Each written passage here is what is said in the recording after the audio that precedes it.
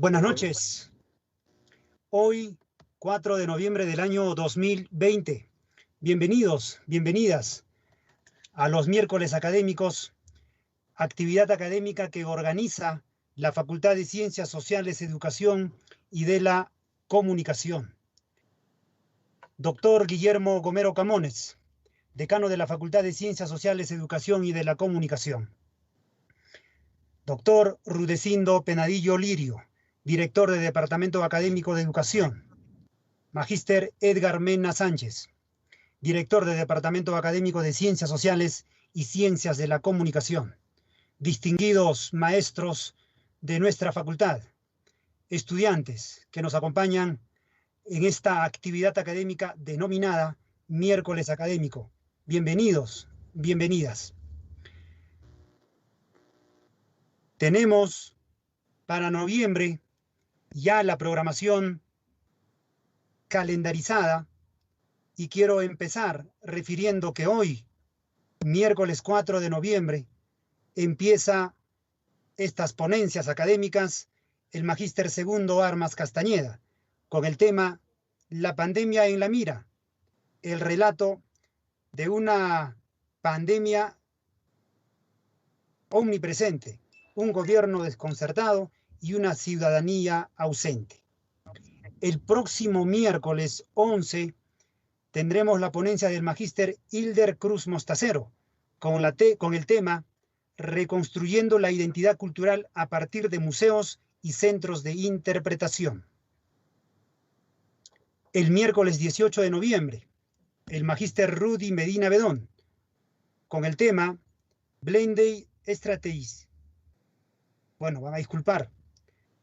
Y el miércoles 25, el doctor José Antonio Salazar Mejía con el tema El Bicentenario de la Independencia de Huaraz.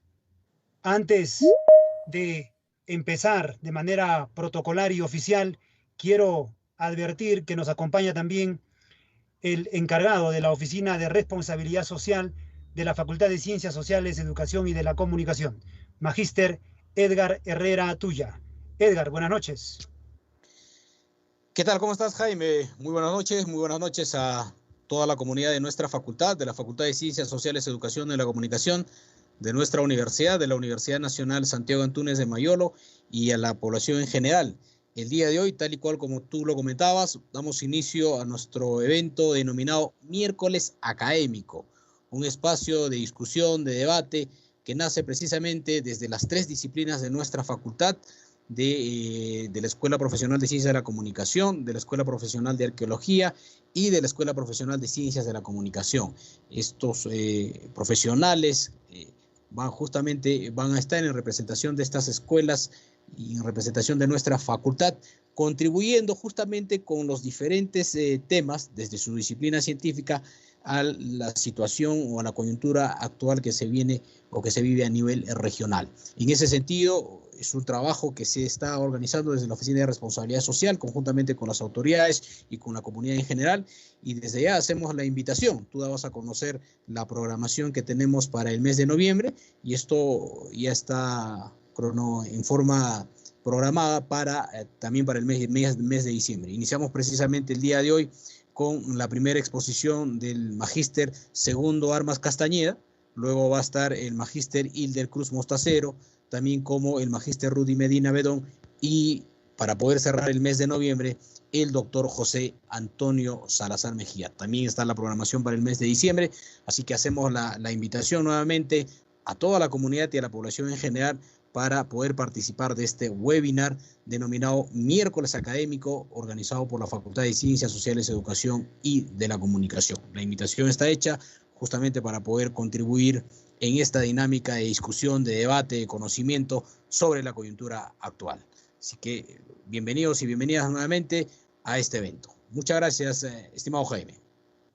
Muchísimas gracias a Edgar Herrera Tuya, responsable de la Oficina de Responsabilidad Social de la Facultad de Ciencias Sociales, Educación y de la Comunicación.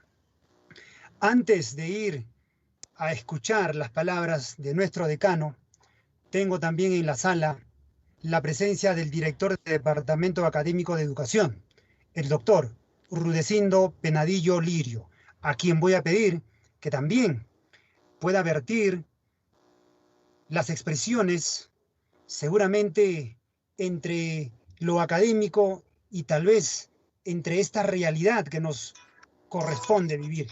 Doctor Rudecindo Penadillo, buenas noches, bienvenido a este miércoles académico. Bien, buenas noches con las autoridades presentes y también los docentes presentes en esta reunión.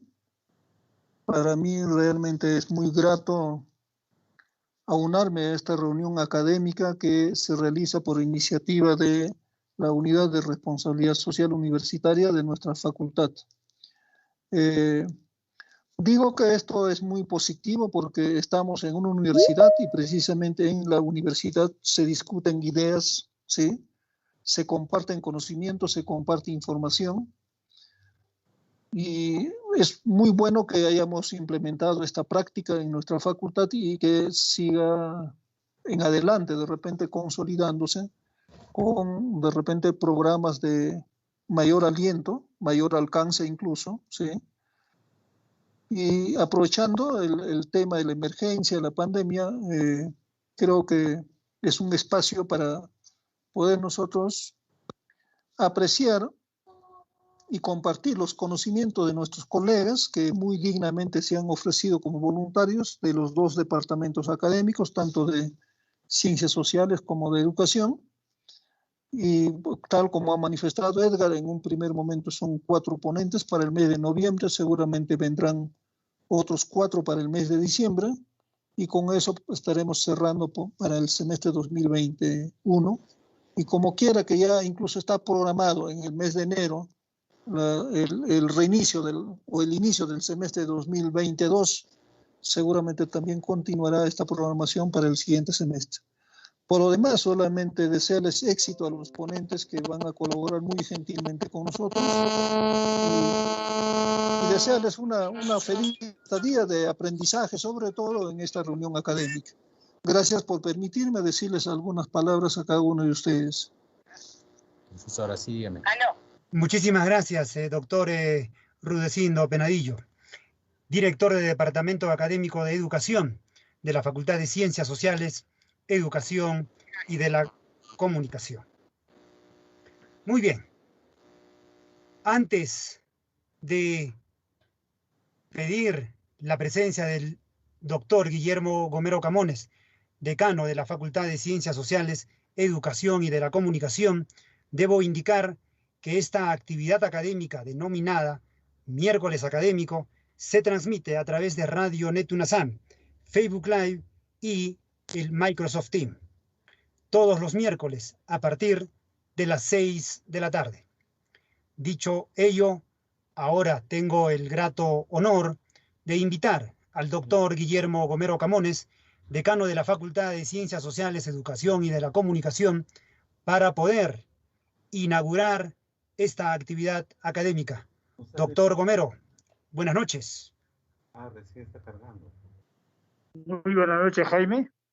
Buenas noches, Edgar, director de Responsabilidad Social de nuestra facultad, colegas de la facultad, señor director del Departamento Académico de Educación, director del Departamento de Ciencias Sociales y Ciencias de la Comunicación, los directores de escuela de nuestra facultad y a todos los colegas. Y por supuesto a la comunidad de las facultades y la comunidad universitaria y público en general. El evento que ya ha partido de la iniciativa de nuestro director de Responsabilidad Social es de suma importancia en la medida que estamos en una institución pensante, formamos investigadores y como investigadores, por supuesto, también son entes pensantes, entes reflexivos, entes críticos. La universidad es el mejor espacio donde se debe discutir los diferentes paradigmas, los diferentes enfoques, las diferentes concepciones de diferentes, por supuesto, especialidades de las diferentes teorías que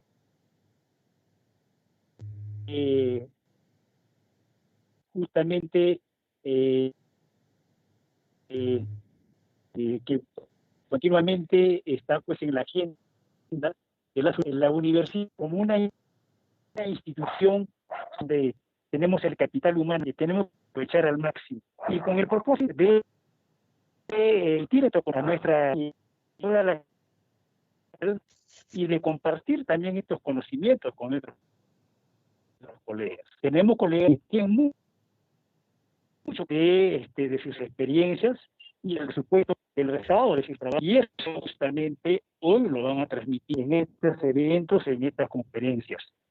Yo agradezco a los conferencistas que van a participar en este primer evento que está organizándose a nivel de responsabilidad social de los miércoles académicos, y así seguramente vamos a tener otros conferencistas. Y no tenemos por qué todavía invitar de otras instituciones, otras universidades, cuando ya tenemos un capital humano tan importante, con mucha experiencia, y que son depositarios de conocimientos y están, pues, por supuesto, dispuestos a transmitirlo y de compartir también con los colegas y, por supuesto, con la comunidad en general. Entonces, nuestra universidad de esa manera va a cumplir pues, con una de las funciones tan importantes a través de la responsabilidad social de dar a conocer los conocimientos, de dar a conocer los últimos avances en cuanto, digamos, a la investigación.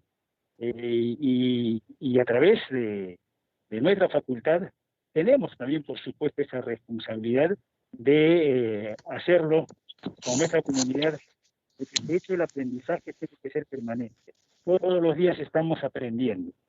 Tenemos como decía, un gran filósofo, un gran epistemólogo. Si bien es cierto, hay una ignorancia en cuanto, digamos, al conocimiento que tenemos del mundo, de la realidad.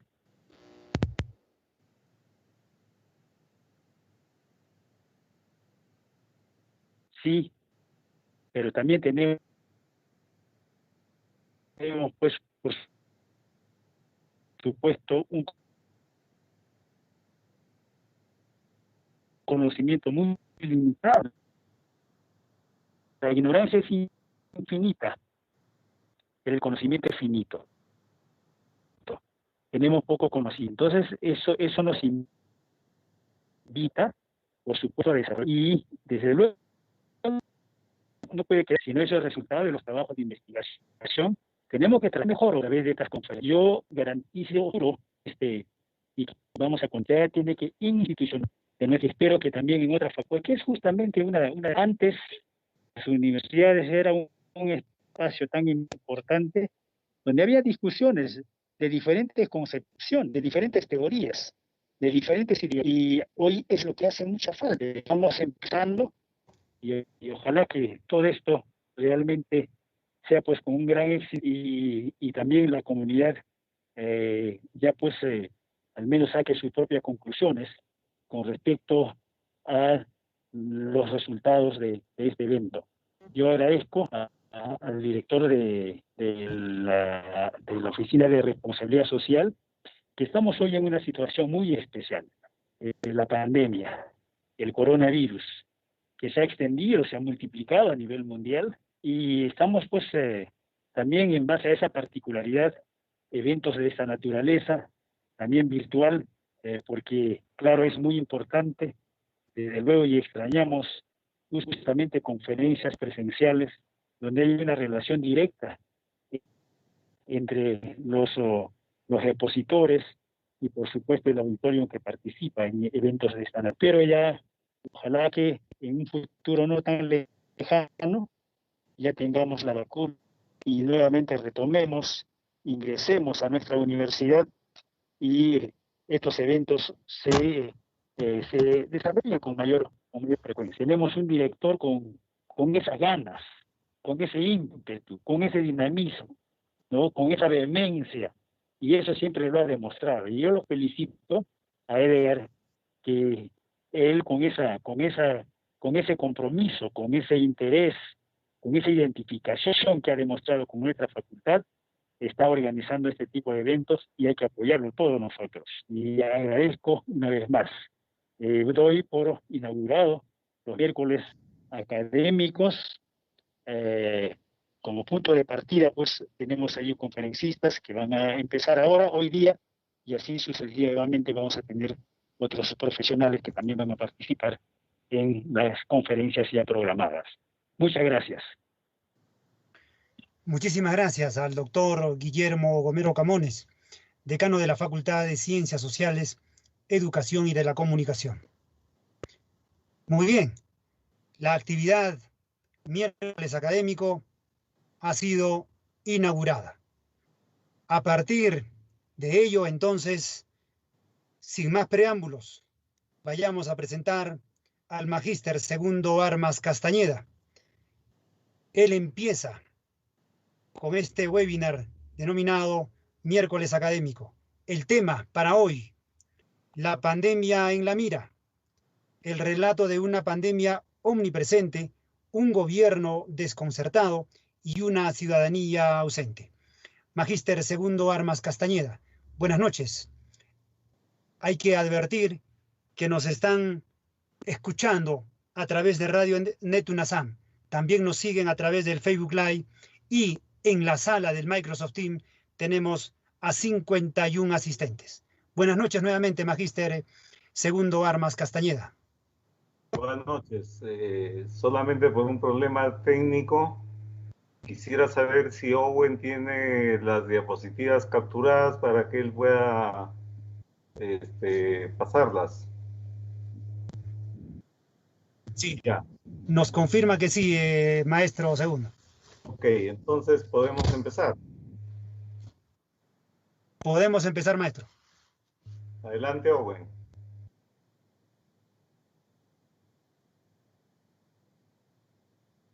No veo las diapositivas, yo.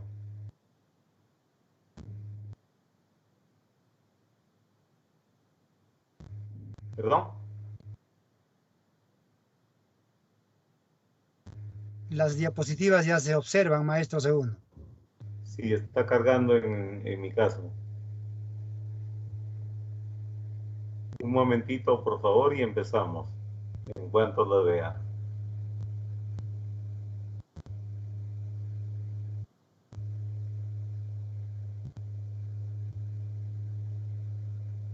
Mientras tanto, sí, ya, perfecto. Muchísimas gracias. Quiero agradecer en primer lugar a las autoridades de la Facultad de Ciencias Sociales, Educación y de la Comunicación. Agradecer también a la profesora María Angélica Méndez, quien es nuestra directora de Escuela de Comunicaciones. Felicitar también y agradecer al colega Edgar Herrera y a todos los que han participado en esta iniciativa, que creo que es una iniciativa importantísima, en mandato de lo que la universidad o las universidades peruanas tienen, que es la de contribuir con iniciativas y propuestas que puedan propiciar el desarrollo regional, en este caso de Ancash. Cuando se me encargó el tema de la exposición, pensé en un tema que tiene que ver con la coyuntura, pero que va más allá de la coyuntura. Y pensé en el tema de la pandemia y le puse la pandemia en la mira porque todos estamos muy pendientes, la sociedad nacional peruana está muy pendiente del tema de la pandemia y de lo que va a pasar más adelante. Entonces, para retratar, para fotografiar la situación que vivimos, yo le llamé la pandemia en la mira, porque todos estamos pendientes de ella, y traté de sintetizar lo que está pasando, y le puse el relato de una pandemia omnipresente, porque está en todos lados, un gobierno desconcertado, porque no sabe qué hacer, y una ciudadanía ausente, que no se manifiesta como tal. En tanto somos un país con escasa ciudadanía, con ciudadanía muy baja, y por lo tanto eso nos diferencia de países desarrollados que tienen una ciudadanía alta y que están más confiados en sus ciudadanos que sí cumplen los protocolos de cuidado y de contagio. Siguiente, por favor.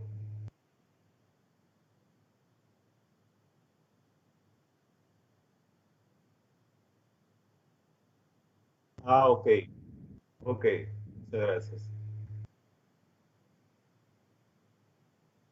Me pasa que el sistema está muy lento, entonces, por favor, les pido su tolerancia, ¿ya? Ok, ¿qué nos trajo la pandemia? La pandemia nos ha traído un nuevo escenario. Y lo que no ha podido cambiar ni la política, ni el Estado, ni el gobierno, lo ha cambiado un virus. Eso me dijo un colega que ahora vive en Estados Unidos y que ha trabajado mucho conmigo el tema comunicacional. Pero la pandemia nos ha sorprendido y nos ha cogido desprevenidos.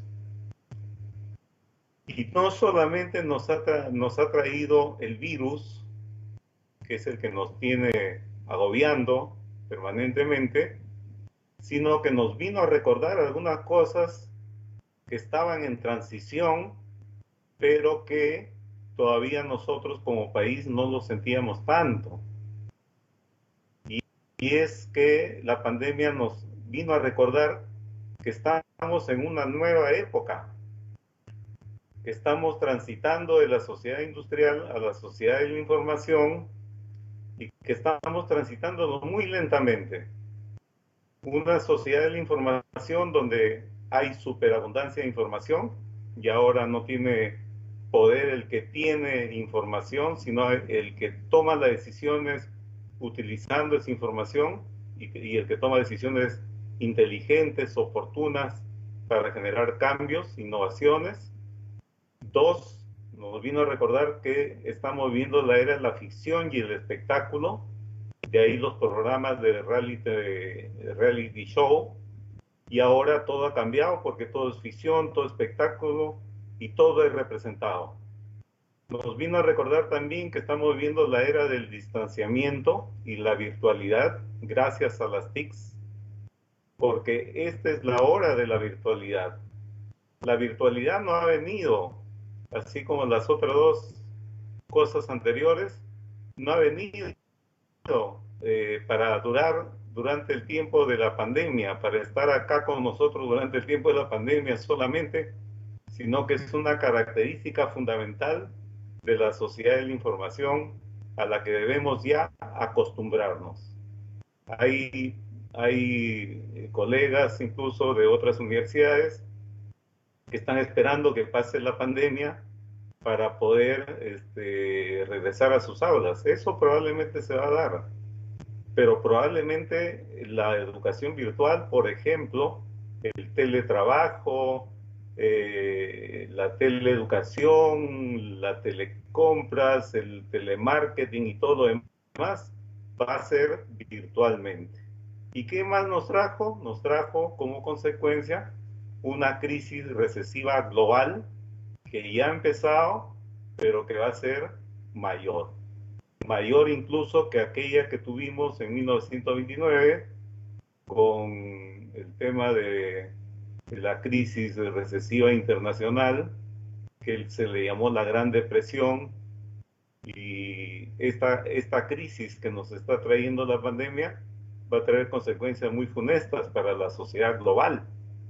¿Por qué? Porque va a afectar el empleo, viene con la robotización que va a reemplazar mano de obra y mucha mano de obra va a quedar desempleada. Algunas universidades que tenían 4 sedes ahora han contratado un profesor para las 4 sedes en tiempo real, y etcétera, etcétera, por el lado de la teleeducación. Pero sobre todo yo creo que va a impactar mucho en los niveles de pobreza y extrema pobreza. El país tiene cerca de 5 millones de habitantes en situación de pobreza y tiene una cifra de más de 1 millón de habitantes en situación de extrema pobreza. Y no sé cuántas personas diariamente están muriendo por causa del hambre. Esas cifras de pobreza, extrema pobreza y mortalidad por causa del hambre van a aumentar considerablemente. Y eso va a generar una recomposición productiva, una reconversión productiva. Seguramente va a haber sectores como por ejemplo el sector de alimentos que va a ocupar los primeros lugares. Va a ser muy preferido el sector de alimentos, pero también todo el tema de la producción agraria, el tema industrial, también, pero no solamente en el sector productivo, sino también en el tema académico. Muchas carreras pasarán a segundo plano, otras a primer plano, y muchas otras nacerán en las aulas universitarias como las nuevas necesidades que supone el cambio a la sociedad de la información. ¿Qué más nos trajo la pandemia? Cambió totalmente nuestro estilo de vida.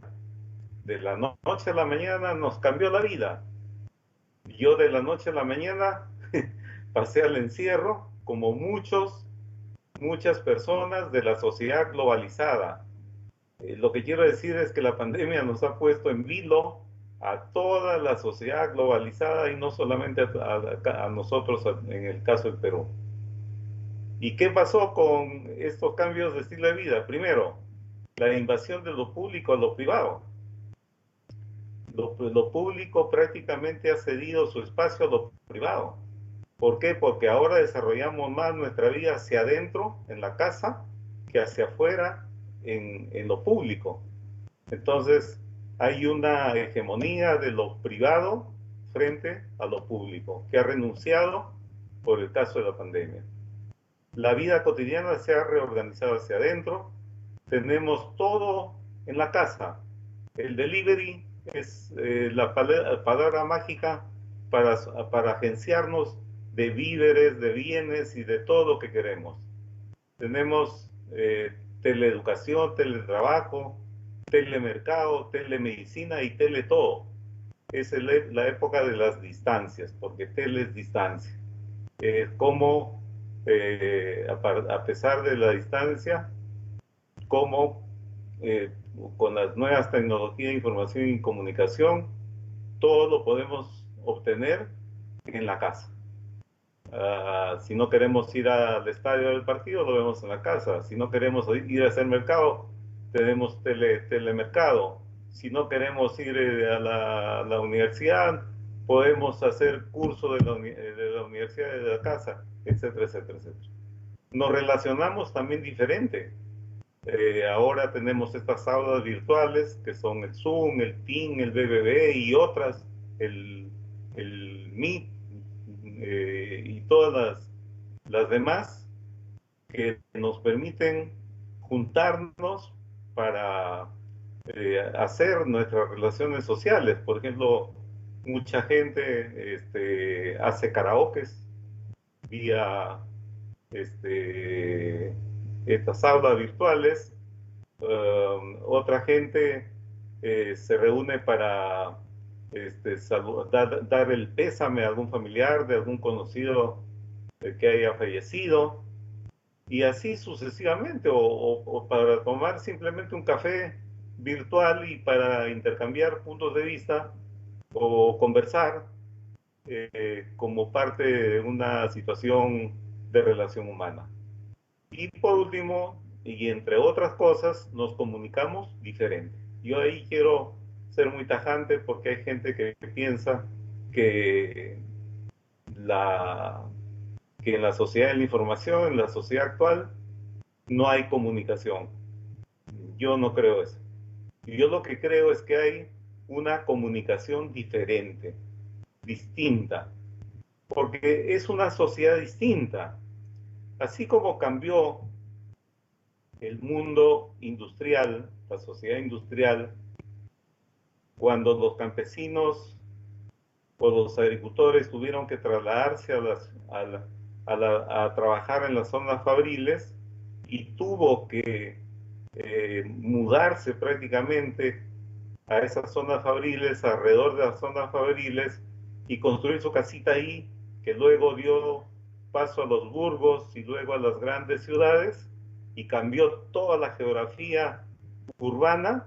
Así está, ese mismo tipo de cambios y otros más vamos a experimentar del cambio de la sociedad industrial a la sociedad de la información. Y tenemos que ser conscientes de eso.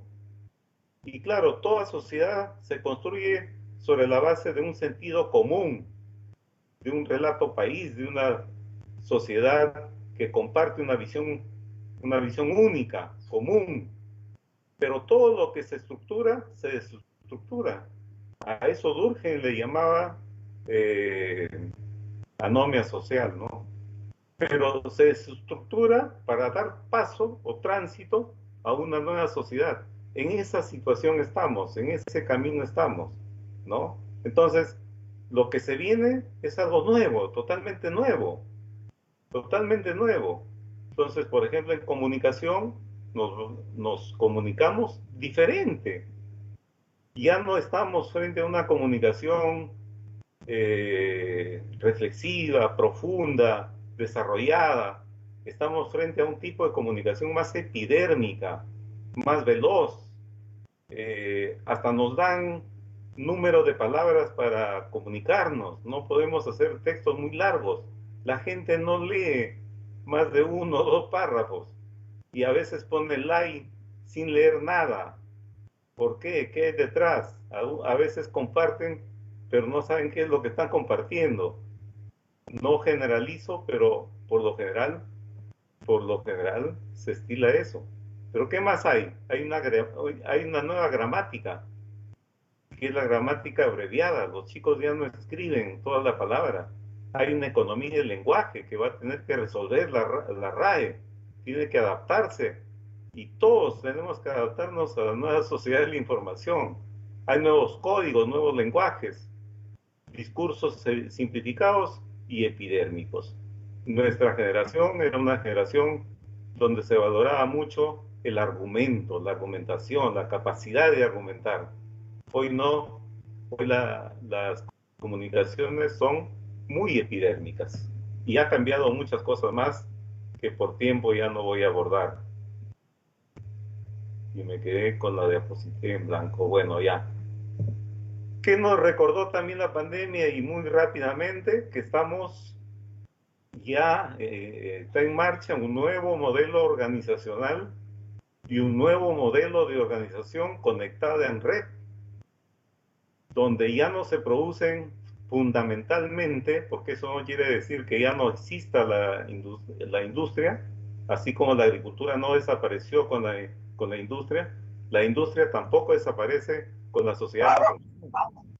Pero lo cierto es que, a diferencia de la época industrial, que producíamos bienes materiales para cubrir necesidades, en esta sociedad la base fundamental de la producción es la producción de conocimiento, producción de valor intangible, ¿no? Entonces, ahora las cosas valen más por este valor simbólico que tiene el conocimiento. El trabajo se realiza en libertad, porque todo trabajo creativo tiene que realizarse en libertad. Ningún creativo tecnológico, ningún poeta, ningún literato puede escribir si no está motivado, si no está inspirado. Y esa inspiración no se da porque alguien le dice inspírate y escribe. Se da en el momento en que le da la gana, en que le surge la idea de la creatividad. Las organizaciones son flexibles, de jerarquía plana, y persiguen, los líderes empresariales hoy día persiguen más que productividad en masa y en serie, persiguen innovación acelerada. Esa es una característica clarísima, de tal manera que estamos frente a un fenómeno que se le ha llamado las tecnologías asesinas, donde la nueva tecnología asesina a la tecnología anterior. Y como la innovación es tan acelerada, lo que es nuevo hoy día es viejo mañana. Y cada vez estamos en esa dinámica de consumismo, de nunca parar, porque siempre queremos el último celular y la gente que pueda hacerlo, lo hace. Y está cambiando celulares cada semana, cada mes y a veces cada día también. Entonces hay esa característica propia de la sociedad de la información. El trabajo es flexible, ya no estamos sujetos a horarios de trabajo, porque además las jerarquías son planas, ya no son jerárquicas, jerárquicas verticales, digo, porque aquí también hay jerarquías, pero son jerarquías planas, donde todo el mundo se conecta en red y trabaja en red, y todos están al mismo nivel, desde el jefe, desde el líder, porque ya no se habla de jefe, hasta el empleado que maneja los equipos, ¿no?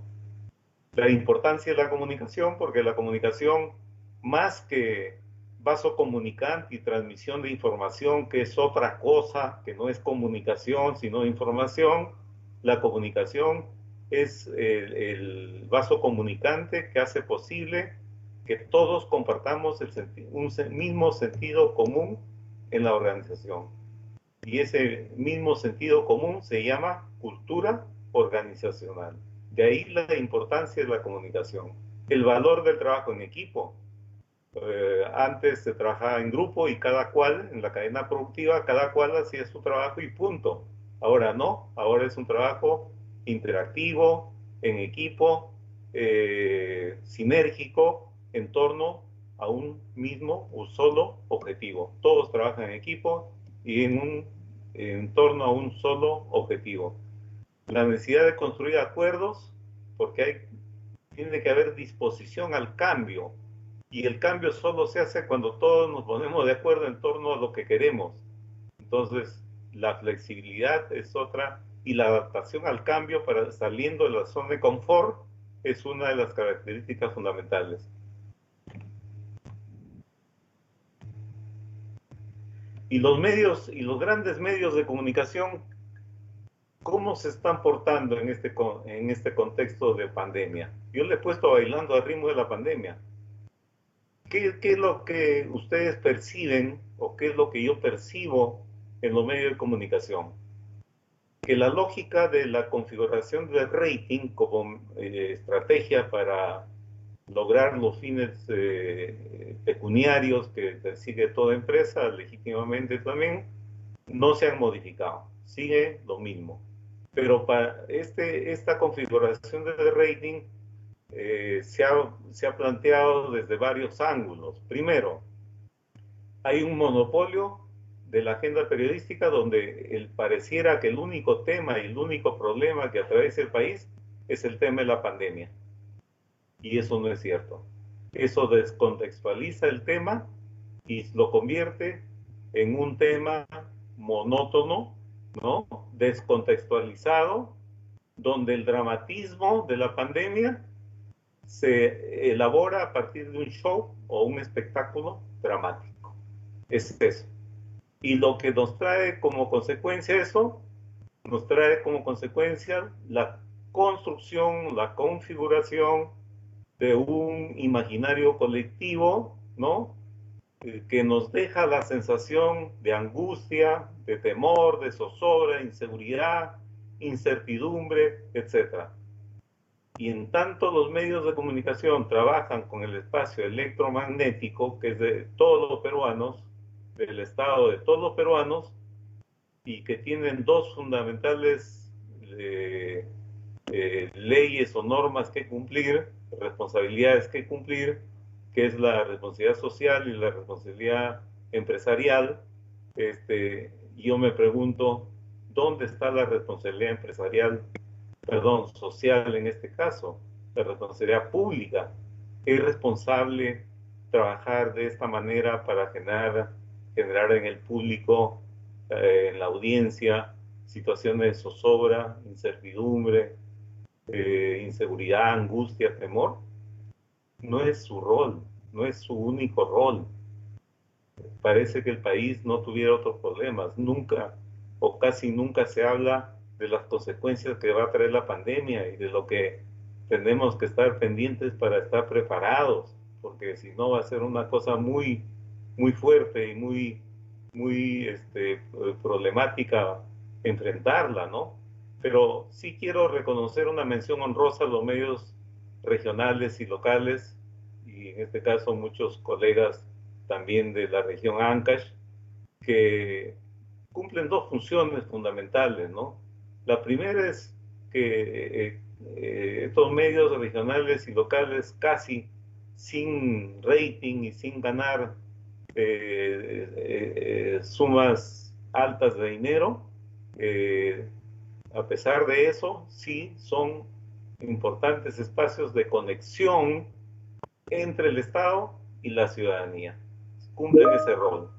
Y más aún en sociedades o en ciudades o en comunidades más pequeñas, donde no llega el Estado, los medios asumen en gran medida el rol que le corresponde al Estado. Entonces, por ahí creo que mi reconocimiento a los medios locales y regionales. ¿Y los comunicadores qué? Yo creo que los comunicadores también hemos sido interpelados, porque no solamente ha sido interpelada nuestro sistema sanitario, nuestro sistema económico, nuestra infraestructura, nuestra capacidad de respuesta en el plano económico, social, político, cultural, etc. No, yo creo que los comunicadores también hemos sido interpelados por esta pandemia y esta situación de tránsito a la sociedad de la información. Porque yo aquí me pregunto, ¿cuál es nuestra legitimidad para la comunicación política? Porque este tema de la pandemia no es un tema de comunicación técnica. Han salido muchos colegas a decir que el problema de la pandemia es un problema de que no se trabaja cambio de comportamientos, y han criticado a la escuela funcionalista norteamericana porque dicen que el cambio de comportamientos es el cambio social. Sin embargo, eso es sin sustento, porque los autores y creadores de estas teorías del cambio de comportamientos o de conductas viene justamente del funcionalismo modernista norteamericano. Hay desconocimientos. Han salido colegas a decir que solo la comunicación salvará al Perú de esta pandemia, y eso también es incoherente, es incorrecto, porque no es solamente un problema comunicacional, es un problema político, ¿no? Otros colegas han salido a decir campañas masivas, guerra informativa en la pandemia. No porque más información o comunicación que se produzca garantiza el éxito. Lo que garantiza el éxito es una buena estrategia de comunicación que puede incluso traer logros muy importantes aún con presupuestos ajustados, aún con presupuestos optimizados, pero ajustados, ¿no? Y algunos han salido a hacer recomendaciones, seguramente deshojando los cuadernos de la universidad para decir, sí, pero estrategias segmentadas, públicos objetivos segmentados, etc. Pero no se trata de eso, no se trata de estrategias técnicas o de recetas mágicas, y menos de recetas muy primarias, sino de trabajar seriamente lo que es la comunicación política y de trabajar el tema de estrategia política, de comunicación política. Y creo que estamos en deuda ahí, porque Creo que lo que ha puesto en evidencia la pandemia es que no tenemos comunicadores con formación política. Y ese es un problema que le atañe a la universidad. Le atañe a la universidad en tanto lo interpela a que revise sus matrices de cursos, de carreras, etcétera, ¿no? Y ajustar, porque lo que se requiere de la sociedad es profesionales que respondan a las problemáticas sociales que se presentan en la sociedad. Una formación en abstracto, en isla, no es útil para la sociedad. Entonces, es importante revisar la currícula de estudio, las mallas curriculares, hacer ajustes y todo lo demás, porque yo no concibo, y les digo con toda sinceridad y legitimidad, yo no concibo cómo puede haber empleados de comunicación en el Estado, y hablo de los comunicadores para no generalizar, pero sucede lo mismo en las otras carreras, pero cómo podemos hablar de comunicadores que trabajan en el Estado, primero, que no tienen ni idea de lo que es la política, que nunca han leído siquiera un libro sobre política, ni clásica ni moderna, ni a Locke, ni a Stuart Mill, ni a Sartori, ni a Norberto Bobbio, ni a nadie. Entonces, ¿cómo puedes trabajar en el Estado si no tienes idea de política? Cuando en realidad el Estado trabaja la política en tanto la política es servir al bien común. Ese es el mensaje y la esencia de la política. Pero, por otro lado, ¿cómo trabajar en el Estado si no conoces el Estado? Por favor. No sabes ni qué cosa es el Estado. Por eso es que hay servidores públicos que hacen que deberían hacer servicio público, pero no lo hacen. Y entonces empiezan a tratar incluso mal a los usuarios. Yo lo primero que digo cuando me comunico con una entidad del Estado es que yo soy un ciudadano que conoce sus derechos frente a su Estado, y que mi reclamo o mi opinión va en ese sentido. Entonces, ahí un poco que los ubico, ¿no? Pero eso es dos. Y tres, no puede haber gente que trabaje en el Estado, comunicadores que trabajan en el Estado, que no conocen la normativa del Estado. Porque para actuar en el Estado hay que conocer la normativa en el Estado. Y aquel que no conoce los plazos de contrataciones, adquisiciones y todo lo demás, está perdido. Pero es paradójico porque cuando uno trabaja en el Estado, al que no hace nada no le pasa absolutamente nada. Al que hace cosas le cae la OCE y lo fiscaliza. Pero al que no hace nada y espera el fin de mes para cobrar, no le pasa absolutamente nada. Y en el Estado solamente hay tres opciones. O te insertas en el sistema de esperar el fin de mes, tranquilamente sin hacerte problemas, o luchas contra la corriente con iniciativa y capacidad de propuesta, o te vas. Cuando ya uno siente que no es útil, mejor es irse porque el ambiente en el Estado es muy contaminante. Entonces, estamos los comunicadores en deuda con la comunicación política porque lo que han aportado los comunicadores hasta este momento para la lucha contra la pandemia es muy, pero muy poco, muy reducido y muy técnico, lo cual quiere decir que tenemos muy pocos comunicadores especializados en el campo de la política, ¿no? ¿Qué más?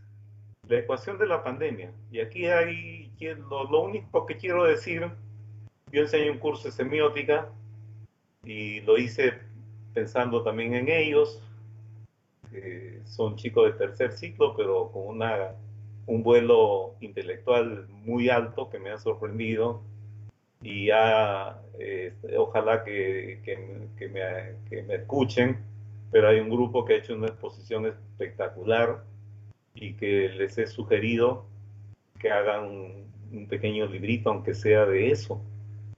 Entonces, ojalá, y espero que la universidad promueva y ayude y apoye ese tipo de iniciativas. Qué lindo sería para mí, sería un gran honor que que un alumno o que un grupo de alumnos de tercer ciclo ya tengan a esta altura de la vida, un librito publicado, por más modesto que sea. Pero lo hice no para hacer cuadrado semiótico, ni para cosas por el estilo, sino que yo hice este cuadrito simplemente para demostrar quiénes son los actores que están en juego y cómo el gobierno no ha sido capaz de identificar el público objetivo al cual debe de referirse, debe de dirigirse. Entonces yo hice un cuadrito que es muy simple. Quienes representan a la vida son las personas que se cuidan de la pandemia, que están pendientes de no contagiarse, etcétera, etcétera. La muerte representa obviamente la pandemia con el virus. La no muerte es el aliado de la vida, que es el gobierno. El gobierno apoya a la gente que se cuida, ¿no? El aliado de la muerte es la no vida, la negación de la vida. Pero ¿quiénes son ellos? ¿Quiénes son ellos? Lo que el gobierno ha dicho, que son los que salen a jugar pichanguita, y los que van a las discotecas a parrandear. Y eso es todo. Pero no hay más rigor. Eso no es rigor, como decía el doctor Petadillo hace un rato, ¿no? La ciencia, la investigación es una cosa maravillosa porque nos permite, siguiendo los protocolos y los procesos rigurosos de la investigación científica, nos permite conocer cosas y encontrar cosas que no lo imaginamos. Entonces yo creo que hay un mal cálculo, por eso digo que estamos frente a un gobierno desconcertado, ¿no? Débil, un mal cálculo del público objetivo. Yo creo que estamos tratando de ver el problema por las consecuencias y no por las causas. ¿Cuáles son para mí las consecuencias? Son las conductas y los comportamientos. Y ahí no está el problema. No es el problema simplemente por una cuestión fundamental. ¿Y cuál es ese problema fundamental?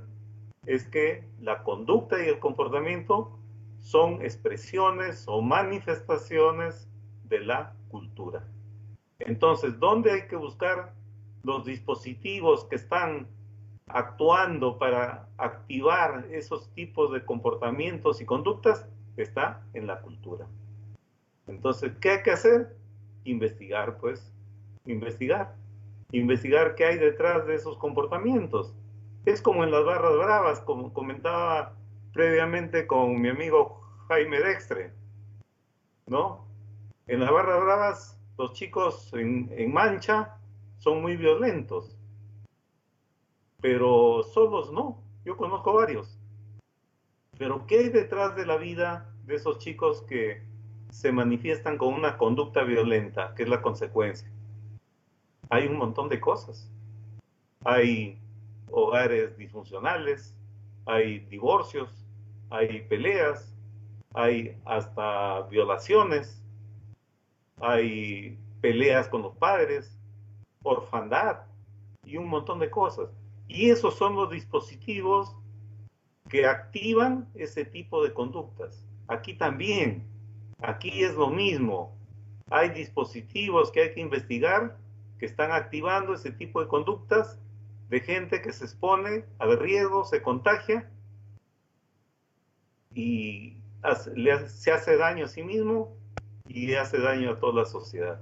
Entonces, ese es un primer chispazo, una primera sugerencia de por dónde debemos buscar las causas de esos comportamientos. La segunda causa tiene que ver con el tema de ciudadanía. Para mí hay 4 instancias de representación de la ciudadanía. La primera tiene que ver con el individuo, de manera muy sencilla desde el punto de vista comunicacional. La segunda instancia, que tiene que ver con las condiciones, con la condición humana del libro que escribió Hannah Arendt, es el sujeto. El tercer escalón es el ciudadano y el cuarto escalón es la ciudadanía. Muchos confundimos eso y a todo el mundo le decimos los ciudadanos, Pero no, el ciudadano es una categoría sociológica muy importante y tiene su razón de ser. Siguiendo la norma del libro de Hannah Arendt, el sujeto, perdón, el individuo es el ser humano que ha nacido y que no ha tomado conciencia de su condición humana y que no respeta su vida ni la vida de los otros. El sujeto se reconoce como un ser humano en su condición humana, asume que tiene derechos y obligaciones, pero es condenado a la inacción. Está ahí pasivo, vive de su vida y no se mete con nadie y listo. En cambio, el ciudadano es aquel que toma conciencia de su condición humana y se asume como depositario de derechos y obligaciones, pero una cosa fundamental, es protagonista, actor y protagonista de esos derechos y obligaciones en la vida pública. Y por último, la ciudadanía no es otra cosa que la asociación de ciudadanos que se juntan para luchar por el bien común.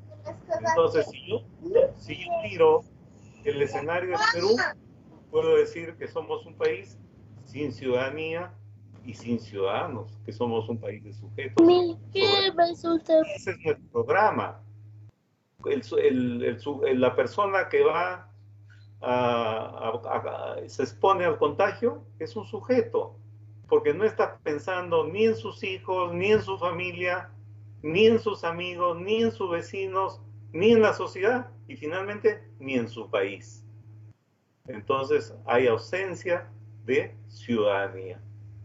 Y ahí hay que trabajar políticamente, hay que trabajar ahí, que tampoco se ve, no se ve ese tema. Con seguridad, en las estrategias de lucha contra la pandemia no se está viendo ese tema.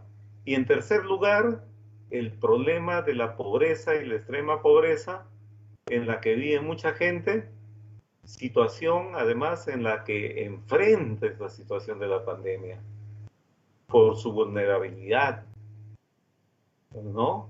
Porque el drama de este país es que tiene, si bien es cierto, un nivel de empleo en la población económicamente activa alta, que es cerca de 48%, pero el drama es que tiene un 48% aproximadamente también de su empleo y un 2% aproximadamente, 2 y pico de desempleo, que sumados hacen 50 o un poco más del 50% de la población, que es una población sin trabajo decente, cachuelera, que vive del día y que tiene que salir a exponerse a la pandemia, lo cual no quiere decir que no debe cuidarse, a conseguir el pan de cada día.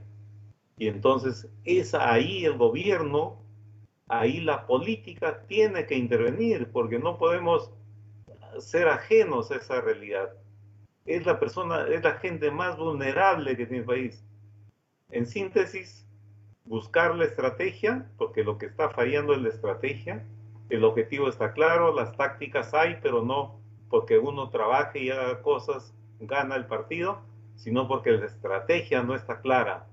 Y la estrategia tiene que buscarse detrás, en la cultura, no en las conductas, en la ciudadanía, en el ejercicio de la ciudadanía, y 3, buscar la respuesta en las condiciones de pobreza y extrema pobreza en la cual vive tanta gente, atendiéndolos con políticas públicas. Y el gobierno es un gobierno desconcertado porque a quien quiere ayudar no se deja ayudar. Y entonces entra en pánico. Y entra tan en pánico que le lleva a plantear una estrategia coercitiva, ¿no? Toque de queda. ¿Dónde, en qué país del primer mundo ha habido toque de queda? Casi ninguno. ¿Y por qué? Porque esos países del tercer mundo están preparados para cualquier cosa. Tienen la infraestructura sanitaria que se requiere que diría un país lleno de pandemia? Tienen para responder. Entonces, ¿de qué se preocupan ahí? Y por otro lado, tienen una ciudadanía alta. Y si tienen una ciudadanía alta, ¿para qué preocuparse? ¿Para qué hacer campañas si la gente sabe cuidarse? Y hemos visto, todos hemos visto seguramente por televisión, por cable, cómo la gente en Suecia, en Noruega, en Alemania, cómo se cuidan, cómo guardan su distancia, cómo dan testimonios de que no deben cuidar, porque esa gente además sabe mucho. Esa gente ha vivido, no ellos probablemente, pero sus abuelos, sus padres, han vivido las hecatombes más terribles que ha tenido el mundo moderno, que fueron la Primera y Segunda Guerra Mundial, acompañada de una crisis recesiva internacional en 1929. Entonces ahí no hay problema. Entonces, aquí el gobierno, estrategia coercitiva. ¿Ha dado resultados? No. Estrategia financiera, 12%. Yo digo, el problema de la pandemia es un problema que tiene dos eslabones. El primer eslabón es el eslabón del ciudadano y el segundo eslabón es el gobierno. Si ambos no funcionan de manera paralela, sincronizada y sinérgica, el problema no se resuelve, salvo que haya la vacuna o la inmunidad de rebaño o lo que fuere, pero antes de eso, el problema es de a dos. Mal hacen y mal han hecho nuestros opinólogos tan inteligentes como se pretenden de atacar solamente al gobierno y por intereses también creados, ¿no? Cuando en realidad hay una corresponsabilidad ahí, ¿no? Entonces, no solamente es un problema del gobierno, sino también del ciudadano.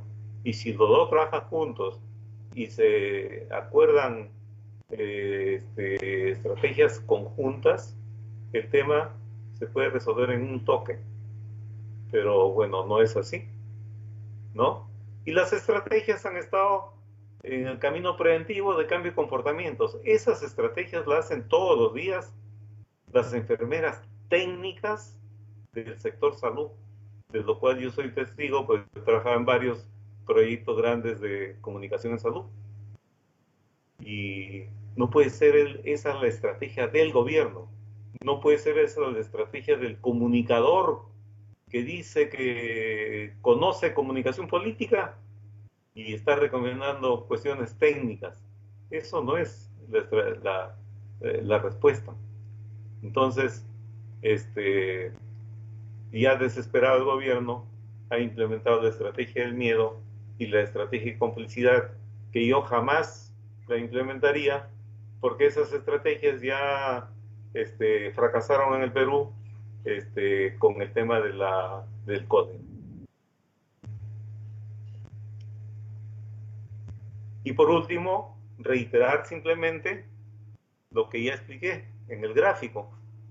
Hay que trabajar un enfoque. ¿Por dónde buscar la estrategia? Buscando un enfoque de ciudadanía y del bien común. Otro tema, un enfoque cultural desde los imaginarios y prácticas culturales que están movilizando esas conductas. Y en tercer lugar, un enfoque político de atención a las precarias condiciones de vida que vive la gente, que está más vulnerable y que está más expuesta a la pandemia. Eso es lo que quería compartir con ustedes de manera muy rápida, porque Edgar Herrera, que es el responsable del tema de los miércoles académicos, nos ha pedido que nos limitemos al tiempo de 1 hora. Espero haber cumplido el tiempo. Muchas gracias. Muchísimas gracias al maestro Segundo Armas Castañeda por el tema propuesto, desarrollado y además haber, digamos, escarbado muy meticulosamente y de manera científico-social. A partir de esa premisa, maestro Castañeda, tenemos por el interno 2 preguntas que quiero plantearlos y luego seguramente Bueno, ya levantó también la mano el doctor Penadillo. En tal caso, yo quiero cederle el micrófono al doctor Penadillo, director del Departamento Académico de Educación de nuestra facultad, antes de lanzar las preguntas que nos han hecho llegar por el interno. Doctor Penadillo, buenas noches. Bien, buenas noches, Jaime. En primer lugar, felicitar por su ponencia al magíster Segundo Armas, Gracias. quien trabaja por primera vez en pregrado en nuestra universidad, pero que ya anteriormente ha dictado cátedra en posgrado, y lo cual es muy fortalecedor para nuestra institución, ¿no? Bien, ha tocado un tema muy interesante de actualidad y además sensible, referente a la pandemia. Tal como ha manifestado Segundo, efectivamente, pues la pandemia nos ha desvestido de cuerpo entero, sobre todo nuestro sistema de salud, que ya era completamente precario antes de la pandemia, y actualmente en la pandemia, pues con decirles que incluso hay personas que se han muerto, no uno, sino muchas personas en la puerta del hospital o en la puerta de los centros médicos, simplemente por falta de oxígeno, algo que es gratuito, ¿sí? Pero aunado a esto, nosotros tenemos muy cerca, por ejemplo, las elecciones del 2021. Y todo parece indicar que estos dos fenómenos tienen los mismos efectos. La pandemia, lógicamente, trae como consecuencia pues, la muerte de las personas y las consecuencias permanentes de las elecciones en nuestro país, que además son cíclicos y repetitivos, con candidatos faranduleros, improvisados, clientes, por ejemplo, ya del Estado peruano, ya sea en el Congreso o en los aparatos, por ejemplo, gubernamentales, traen como consecuencia de la corrupción, y estos dos fenómenos además andan vinculados, la muerte con la corrupción. Tal como he explicado, efectivamente, pues las causas no son que seamos irresponsables, no es que nosotros no obedezcamos las órdenes, etc.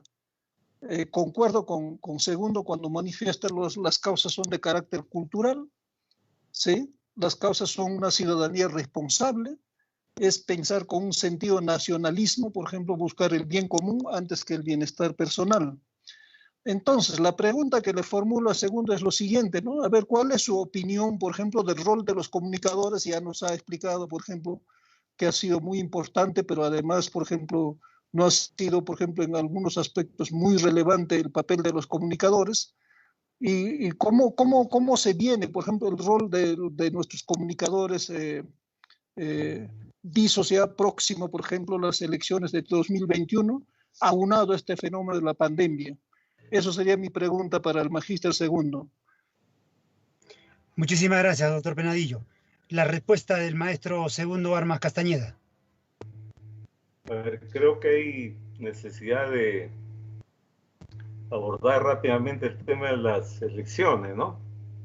Y como bien lo ha señalado el doctor Penadillo, habría que preguntarnos también, con toda franqueza, ¿qué es lo que está representando la política en nuestros días? Y cómo comparamos la política en su esencia y en su origen ontológico, y la política que se está practicando hoy en día en el Perú y en muchos países del mundo globalizado.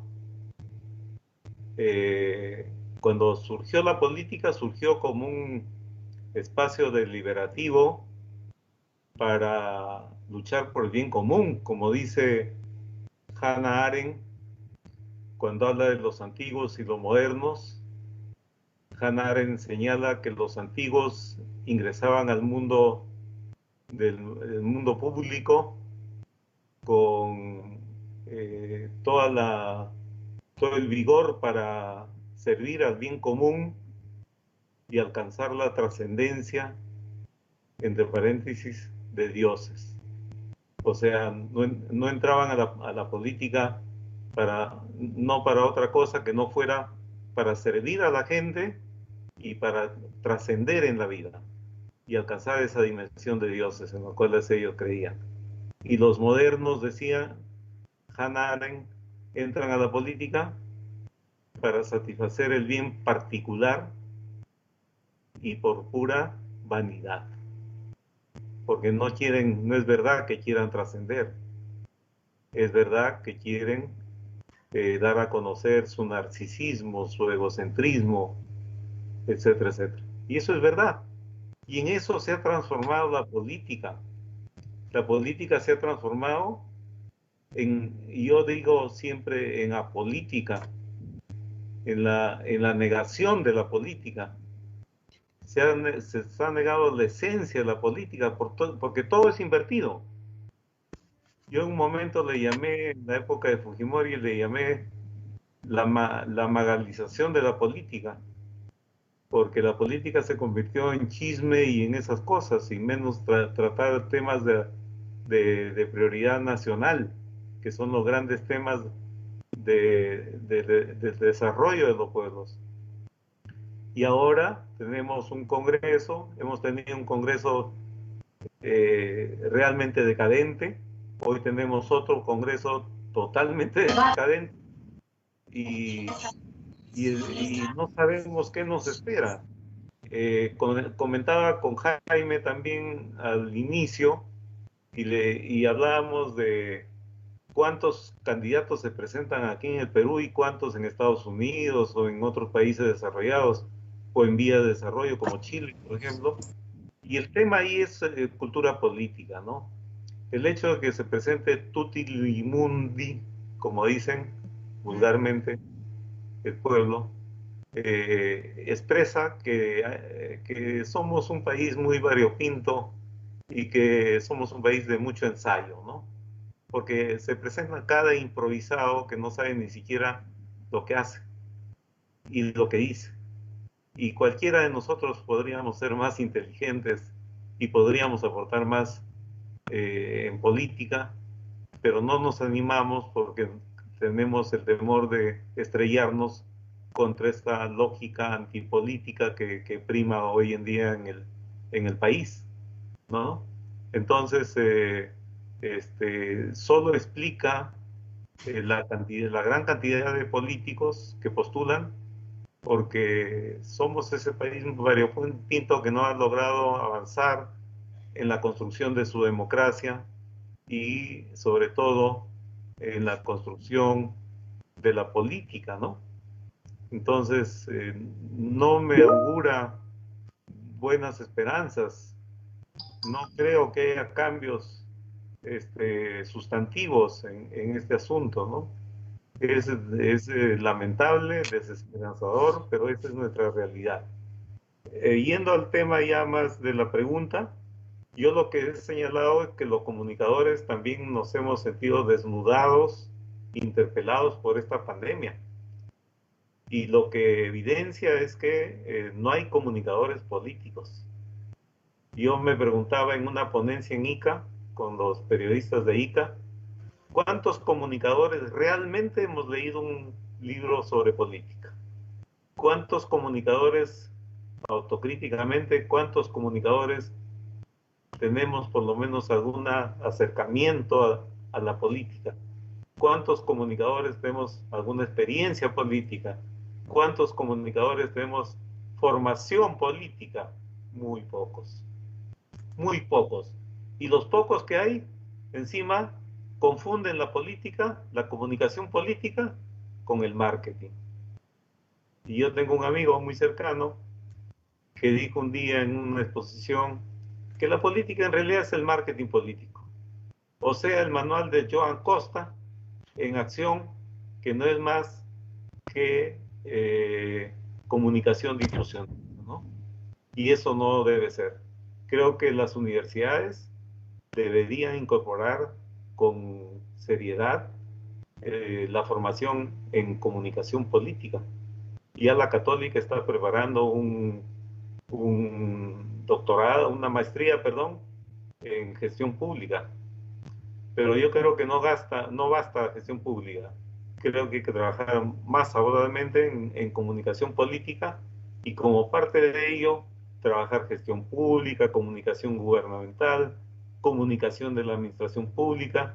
Hay una serie de temas colaterales que servirían para armar un buen diseño de comunicación política. Yo los animo a que ustedes, como UNASAN, ahora, bueno, soy parte también de este proyecto tan hermoso, tan lindo, que disfruto tanto, a que podamos impulsar cambios, porque, como les dije en un momento, todo va a cambiar. Algunas disciplinas van a bajar de nivel, otras van a subir de nivel, unas van a desaparecer y van a aparecer otras.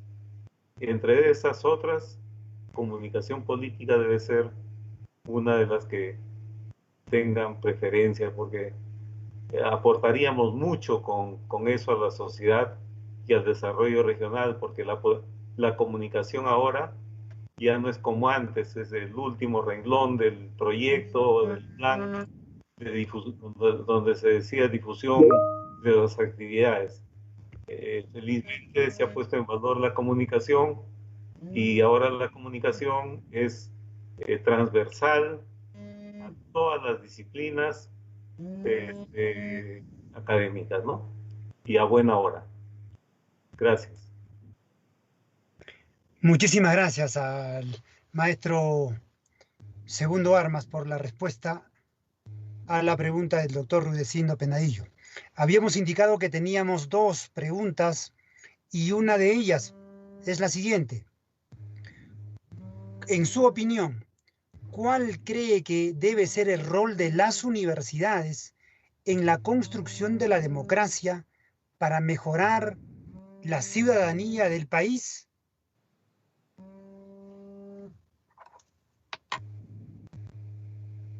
¿La contesto o espero la otra? Es una sola pregunta. La siguiente, Okay. La siguiente son dos que tenía. Bueno, puede tomar nota, doctor, profesor de Segundo Armas. Puede tomar nota. La segunda pregunta dice, ¿cómo cree o cuál cree que sería la propuesta política que pueda mejorar la sociedad actual? Muy relacionada también. Mientras voy revisando más interrogantes en el chat. Ojalá. Las respuestas, profesor maestro. Muchas gracias, colega Jaime. A ver, ¿cuál es el rol de la universidad en la construcción política y ciudadana, no? Correcto. A ver, yo creo que el rol rector de la universidad peruana es coadyuvar o contribuir al desarrollo regional. El tema de la región debe estar presente en la agenda de trabajo de la universidad. ¿Qué es lo que pasa en Ancash y en otras regiones? Porque conozco casi todas las regiones. He trabajado últimamente con 12 gobiernos regionales, habilidades blandas. ¿Qué es lo que pasa? Lo que pasa es que se generan propuestas sacadas debajo de la manga, pero no hay diagnósticos, no hay nada que los respalde.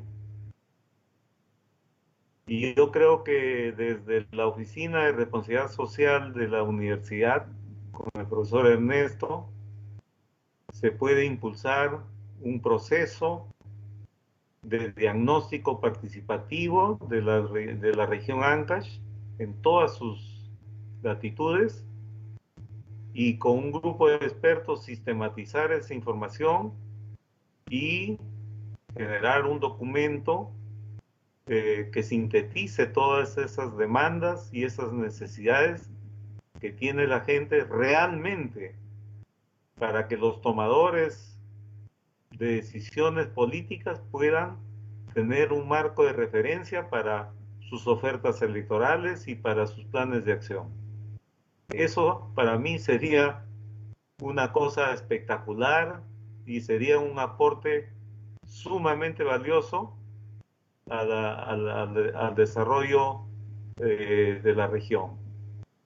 Y por otro lado, creo que la universidad tiene que ponerse a tono con estos cambios. Yo no pienso que la universidad tiene que ser una cosa estática, sino tiene que ser una institucionalidad dinámica que está a tono con los tiempos y que tiene que enfrentar los desafíos que esos tiempos suponen en cada etapa de la vida. Y creo que la universidad tiene que empezar a discutir propositivamente qué implica este tránsito de la sociedad industrial a la sociedad de la información, cuáles son las características de esta sociedad, qué ha cambiado y cómo la universidad puede adaptarse a ese cambio. Por ejemplo, ahora en el campo empresarial, si antes las empresas propugnaban una mayor productividad y ahí centraban todo el esfuerzo, hoy día las empresas ya no hacen eso.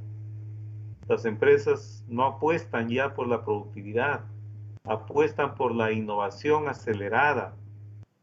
¿Eso qué significa? Que la computadora que yo tengo acá, que es desde 2014, ya no siguen produciendo en cantidad esas computadoras de 2014, sino que van innovando todos los días y es de nunca acabar.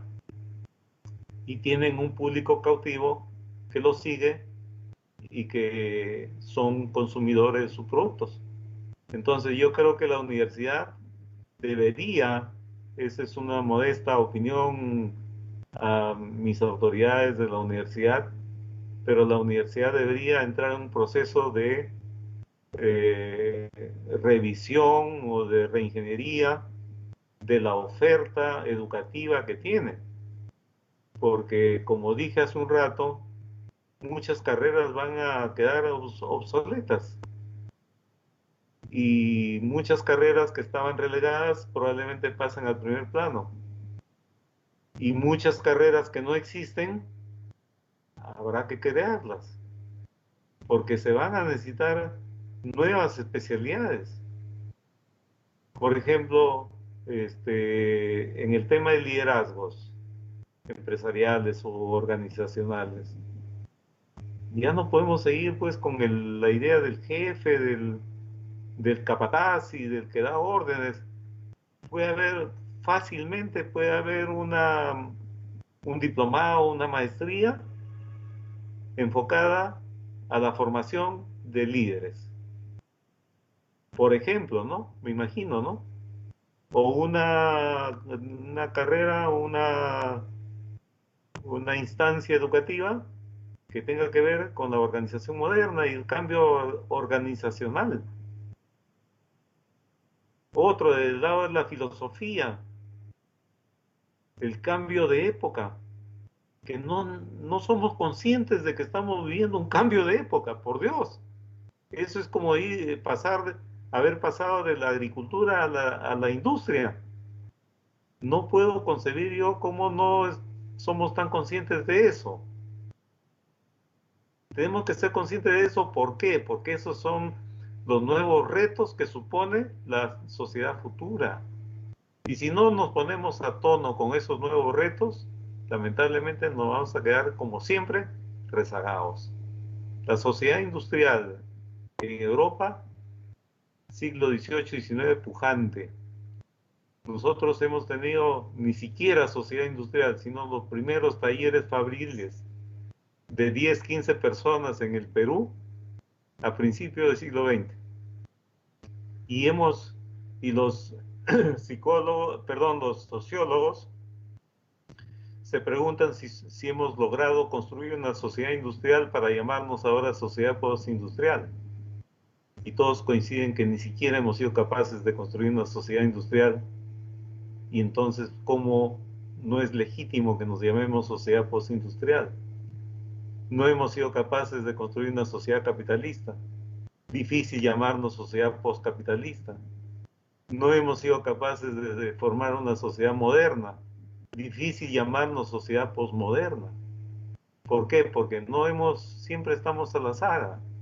Y la pandemia nos ha situado en una situación difícil, complicada, nos ha sorprendido y todo, pero nos ha permitido avanzar un paso, que si retrocedemos a la etapa anterior, va a ser una cosa negativa en todos los planos.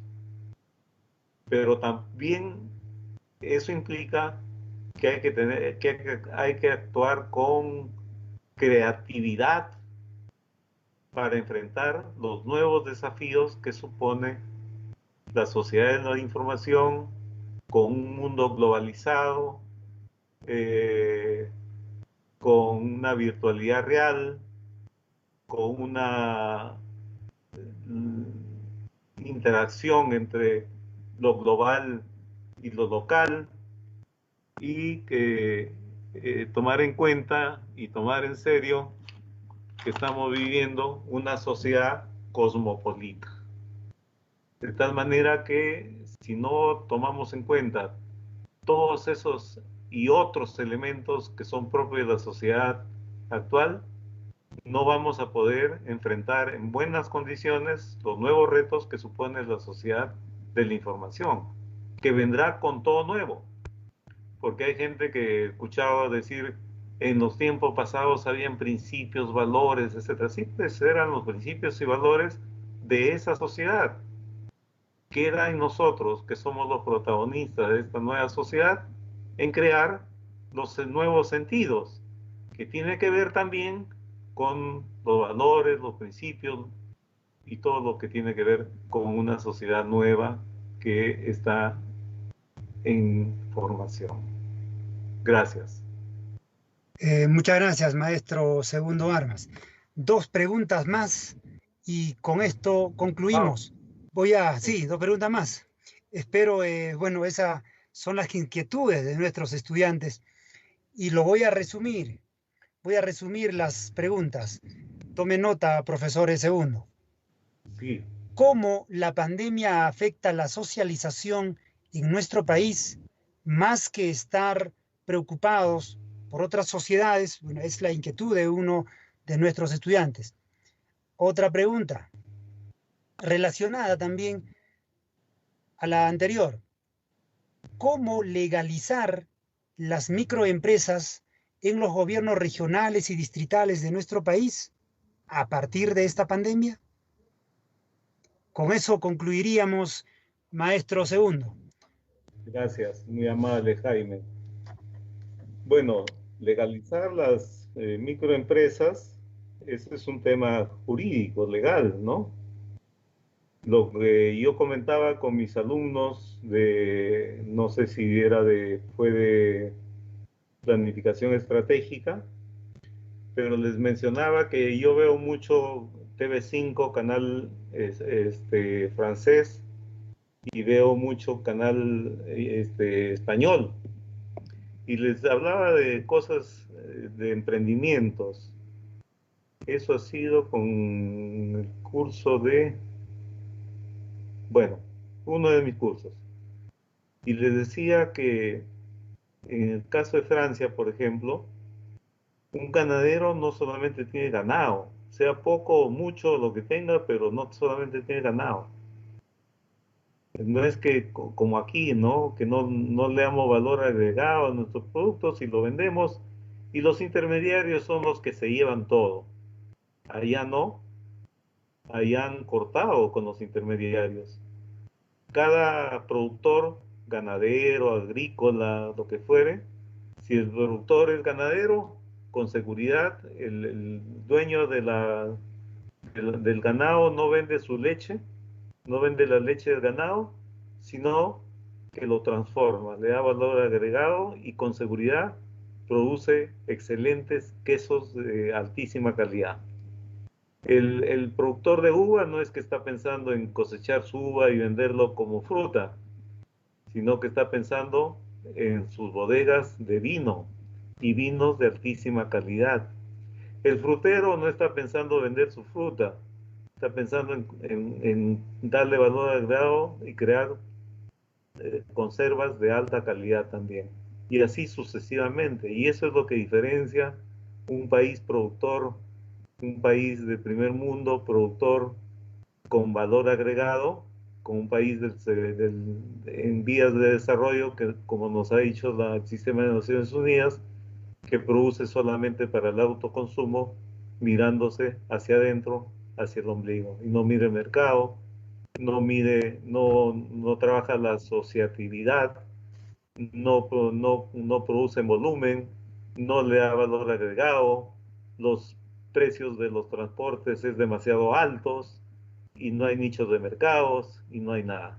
Hay unas experiencias interesantísimas aquí en el Perú, como por ejemplo la experiencia Granja Porcón, que es una experiencia que debería replicarse en todas las zonas altoandinas, donde está localizada la pobreza y la extrema pobreza, y podríamos salir adelante con mucha facilidad. Hay experiencias múltiples aquí, pero que no se implementan. Yo creo que los políticos o no la ven o no quieren o simplemente no se dan cuenta de que eso hay que hacer, ¿no? Y así hay muchas experiencias. Entonces, las MIPE, las pequeñas empresas tienen que legalizarse, tienen que contar con el apoyo. Las MIPES y la pequeña empresa tienen beneficios, algunos beneficios que hay que recuperarlos. Y lo que quiero decir con esto es que debemos ser un país emprendedor en ese sentido. Y mejor todavía si lo hacemos no de manera individual, sino de manera colectiva. Aquellas empresas que hacen disque responsabilidad social deberían reorientar sus políticas a generar emprendimientos en la gente para que esos proyectos de emprendimiento sean proyectos sostenibles en el tiempo y en el espacio. Con eso dejarían huella ahí donde van y explotan los recursos de esas comunidades. Pero eso no pasa, debería pasar, ¿no? Entonces, con eso, la segunda pregunta y la primera es, ¿cuál es la propuesta política? ¿Me la puede repetir, Jaime, por favor? Decía, o la otra pregunta es, ¿cómo la pandemia afecta la socialización Ok. en nuestro país? Y Ok. no estar preocupándonos por lo que ocurre en el exterior. Igual que en la comunicación, colegas, autoridades, igual que en la comunicación, hay comunicadores que ya dicen que en esta sociedad no hay comunicación. Yo digo que sí hay comunicación, pero hay otro tipo de comunicación que ya he explicado, epidérmica, con economía del lenguaje, etcétera, etcétera.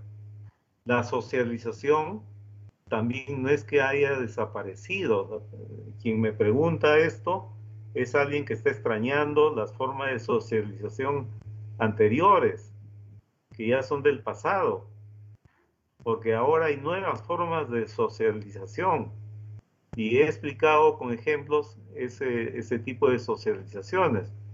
Yo conozco gente y mis vecinos hacen karaoke en las aulas virtuales, pues. La vez pasada me invitaron a una reunión para dar pésame porque había fallecido un amigo común, a una reunión de pésame y se hizo vía virtual. La junta de propietarios de mi edificio se reúne vía virtual. Socializamos la educación vía virtual. Eso es lo que ahora va a ser una característica de esta sociedad. No es que no socializamos. Lo que pasa es que es una nuevas formas de socializar. Disculpen el error de pronunciación, ¿no? Pero van a ser diferentes formas de socializar, pero socializamos de diferente manera. Obviamente es un cambio, pero ese es el cambio que está suponiendo este cambio de época.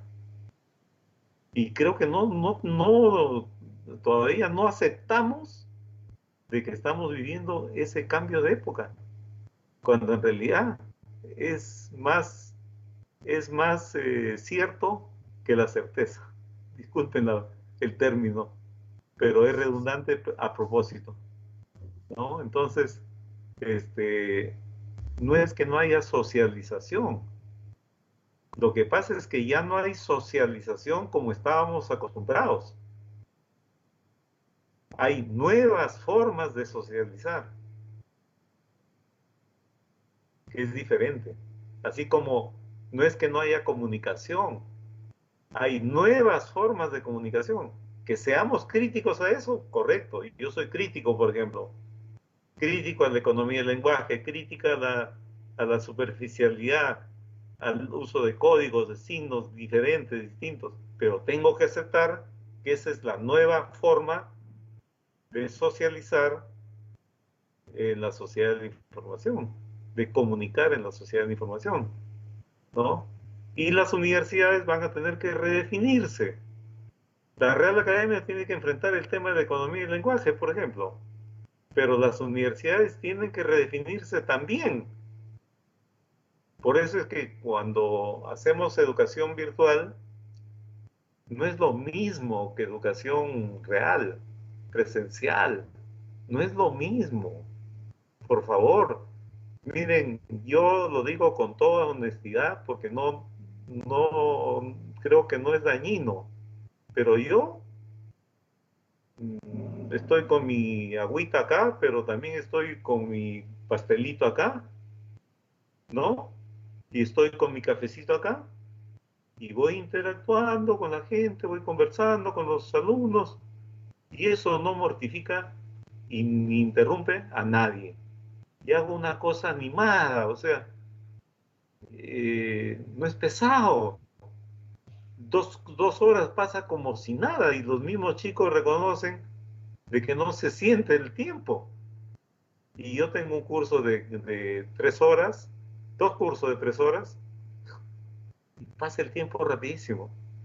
Y una cosa que evito, porque lo vivo en carne propia con mi hijita, todo el día se pasan los alumnos frente a la computadora. Eso no puede ser. ¿Por qué? Porque hasta el mediodía tienen clases. Y después del mediodía, trabajos, reuniones de grupo. De tal manera que están expuestos a la computadora desde las 7 de la mañana hasta las 8 o 10 de la noche, dependiendo.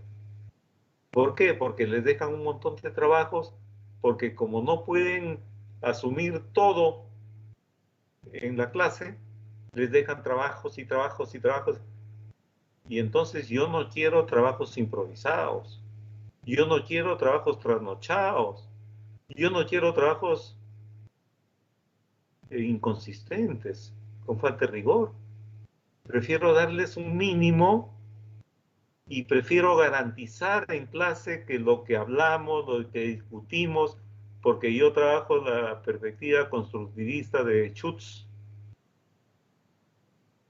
Yo voy construyendo con los alumnos los contenidos, asumiendo mi rol siempre, de hipótesis, tesis y síntesis. Hipótesis, tesis y síntesis. Y lo hago de diversas maneras. Lo puedo hacer de una manera muy espontánea. A ver, chicos, a ver, ¿qué supone esto? Y empiezo a hacerle preguntas medias ingenuas y van hablando, y les sigo repreguntando y les sigo repreguntando, y entonces voy ya cuajando el concepto y voy redondeando y sintetizo, etc. Pero puedo empezar también con un grupo que expone. Y algunos exponen cosas que no entienden. Y eso es lo que yo les digo. No hagan exposiciones leídas. Y no quiero que lean cosas que no entienden. Eso es el peor pecado. Y si hay cosas que son importantes que no entienden, pónganlo así, expónganlo así. No entendemos, profesor, eso. Profundice un poco más. Y luego después hago participar, y aquí están algunos de mis alumnos, yo hago participar a la gente, a los estudiantes, ¿no? Recojo sus opiniones, les voy dando rutas. Es muy divertido y yo me divierto mucho. Tengo algunos de mis alumnos aquí que pueden dar testimonio de eso, ¿no? Yo por lo menos estoy muy contento. Estoy disfrutando mucho, así como he disfrutado este foro, esta charla virtual, que seguramente estoy convencido, más allá de que sea mía, pero toda la propuesta es una propuesta muy importante. ¿Por qué? Porque la universidad entra a un espacio, al espacio público, del debate público, y entra a disputar la agenda programática para sacar adelante esta región que es una región muy golpeada. Y la universidad tiene un deber moral, ético, de participar, aportando para que esta situación se revierta y sea una región diferente. Muchas gracias. Muchísimas gracias al magíster Segundo Armas Castañeda por la primera ponencia de los miércoles académicos, actividad organizada por la Unidad de Responsabilidad Social de la Facultad de Ciencias Sociales, Educación y de la Comunicación. El tema de hoy fue la pandemia en la mira, el relato de una pandemia omnipresente, un gobierno desconcertado y una ciudadanía ausente. Muchísimas gracias nuevamente, maestro Segundo Armas, en nombre de nuestro decano, el doctor Guillermo Gomero Camones, decano de la Facultad de Ciencias Sociales, Educación y de la Comunicación. Agradecer también la presencia del doctor Rudecindo Penadillo Lirio, que aún nos acompaña. Él es el director del Departamento Académico de Educación. También puedo apreciar ya en nuestra sala la presencia de la directora de Escuela de Ciencias de la Comunicación, la magíster María Angélica Méndez Espinosa. Un agradecimiento a todos los que se han conectado a través del Microsoft Teams, así como también a quienes nos han seguido a través de Radio Net UNASAM y el Facebook Live. Hemos rebasado, eso nos confirma Edgar por el interno, hemos rebasado arriba de 90 participantes entre estos tres medios. Me parece exitoso y quiero también felicitar a nuestras autoridades por haber confiado, por haber apostado para que esta actividad académica se desarrolle. Muchísimas gracias nuevamente, maestro Segundo Armas. Profesora María Angélica, quiero comprometerla. Palabras finales para cerrar este miércoles académico, la primera ponencia, muy puntual.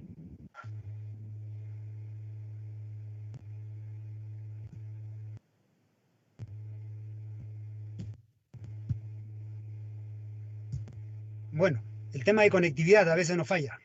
Palabras de despedida, profesor Segundo Armas. Y cerramos la actividad, la primera actividad de los miércoles académicos.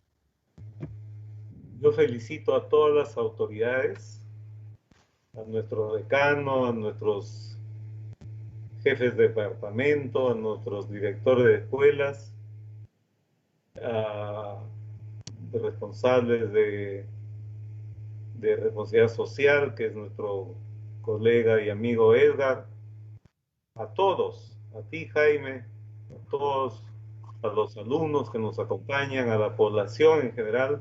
Felicito por la participación y el interés de debatir temas que nos compete, que nos interesa. Creo que es una contribución muy importante que le debemos a nuestra región.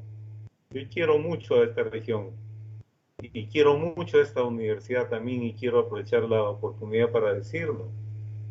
Yo he sido siempre requerido por la universidad para dictar 2 cursos de maestría desde cuando estuvo el doctor Huerta. Lamentablemente en esa época yo no pude colaborar, pero luego entró el doctor Penadillo, a quien acepté y tengo el más profundo agradecimiento por todo el apoyo que tuve de él. Y después entró la doctora Dani, si no me equivoco, Dani Paredes, también. Entonces yo le debo mucha gratitud a esta universidad que me ha abierto las puertas para hacer lo que yo más quiero, lo que yo más amo, que es la docencia. Tengo tradición en mi familia, yo descubrí mi profesión de comunicador en el camino y aprendí y descubrí mi vocación por la docencia cuando tenía 13 años, cuando nos dieron a leer Ruta Cultural del Perú de Valcárcel, y el único alumno entre 40 en exponer, en aprobar la exposición con 20, y los demás todos jalados.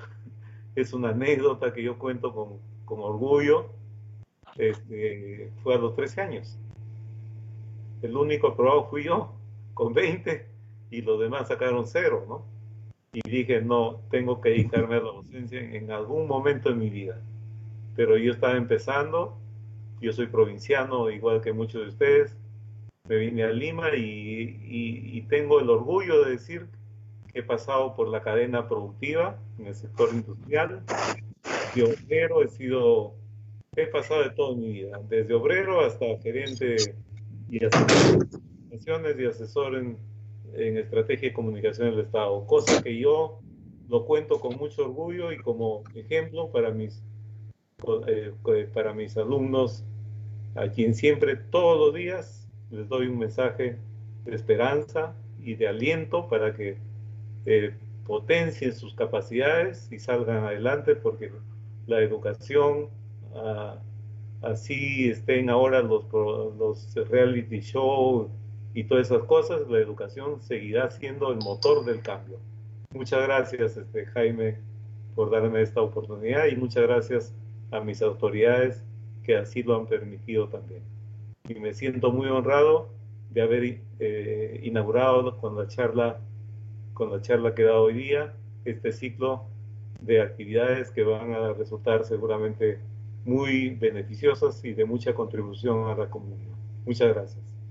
Muchas gracias, maestro Segundo Armas Castañeda.